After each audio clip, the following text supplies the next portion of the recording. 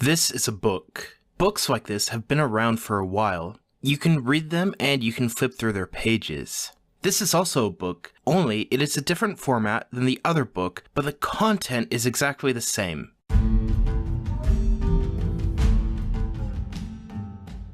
Hello everyone, the name's Giacomo. Let's discuss the different formats of information. Being a digital entity, I really enjoy reading ebooks. After all, I can't read stuff on paper because I live on the internet. When I talk to a lot of people and tell them I like ebooks, they will say something like, yeah, but there's just something about holding a printed book in your hands.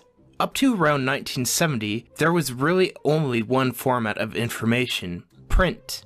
People would write something down or type it out onto a piece of paper. For most of human history, typewriters didn't even exist, so people would have to write something down using their hands. At this point in time, digital entities such as myself couldn't even exist. This changed with the advent of computers. Now we can create documents and store them in a digital format. This includes everything from books to movies, but this raises a couple of questions. Why do we use stuff in a digital format? What is the difference between something in print and something that is digital? Well, let's take a look at these two questions. First, we put stuff into a digital format because it is more accessible and easy to access. Let's say that you get an ebook from a library or an online bookstore. You can usually download this book to any number of devices. This may include a laptop computer, a cell phone, tablet computer, or a dedicated e-reader. In many cases, you can download a book to all of these places. This is very convenient as the book will often keep your bookmarks in the same place across multiple devices. Ebooks also take up less physical space.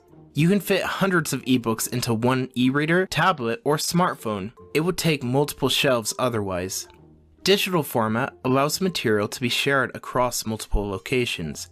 Consider this video that you are watching. This video was created at a specific geographic location, but you can live on the other side of the world and watch it on YouTube. Subscription databases are a great example of how online material can be very advantageous. Often, these databases contain articles and material from journals that can be very expensive to purchase and print. By combining multiple journals into one location, the cost is less for those that pay for them, and those that use them can have more articles at less cost. In most cases, the ability to download or stream something is simply more convenient than having a physical copy of something. There are some challenges involved in maintaining digital content. First, print books don't require electricity. You do need light to read them because they are not as easy to read in the dark as an ebook, but you could go sit in the sun and read a book if you really don't want to turn a light on. Second, it is much easier to maintain objects in print than it is online. A printed book can last for hundreds of years. Under proper conditions, chances are your digital book will need updated to a new format within the next 10. Also, computers have a much higher fail rate than books. Let's face it, unless you get a book wet or light it on fire, it isn't going to get destroyed. Your computer, on the other hand, ages and grows old due to new technology coming out, or because the parts grow old and get unusable. Also, as many people have told me, paper books smell better than ebooks, but this doesn't have anything to do with the content of the book. Now, let's take a look at the second question. Are there actually differences in between something in print and a digital version of the same item? This depends on the item. In most cases, there is no difference. If you have a paper copy of an ebook, it is going to have the same content as the digital copy. However, digital copies can be updated without having to buy a completely new copy.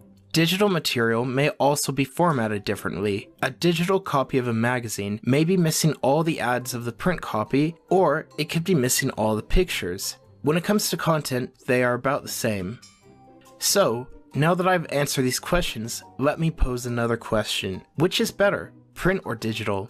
As stated at the beginning of this video, I prefer digital content, and in some cases, the digital version of something may be better. Scholarly journals are an example of this. They are easier to access and easier to find in article databases than they are in print journals. However, the answer to this question really depends on the individual. Some people like holding a physical book or reading from a printed magazine. There is nothing wrong with this. At the same time, Others may prefer the convenience of digital material and the fact that you can read in the dark. Which do you think is better? Books or ebooks? Print or digital? Leave a comment in the description. I'm interested to read what you have to say. If you like this video, please subscribe to this channel, and also feel free to share this video with others.